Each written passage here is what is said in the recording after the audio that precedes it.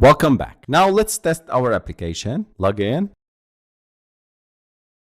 This is our journal list activity. It displays only one journal from 2 hours. I click on this fab. I'll upload this image, the post title, and enter the thoughts. So this is the title and this is the thought. I'll open my Firebase cloud storage, and till now I have only one document. This is its ID, and in the journal collection, let's click on save post. This is the progress bar, and then you will be directed to this activity. You can see this is our new journal. If I refresh a new document, we succeeded in uploading our journals, creating new journals, creating new posts, uploading images, uploading thoughts, titles, and the timestamp. And of course, we succeeded in using the Firebase Cloud Firestore. And also, if we go to the storage, here you can select the storage. We succeeded in creating this folder. If we open it, you can see my image. And if you click on it, you display the thumbnail of this image. And the link here, my image, the name, and this is the timestamp.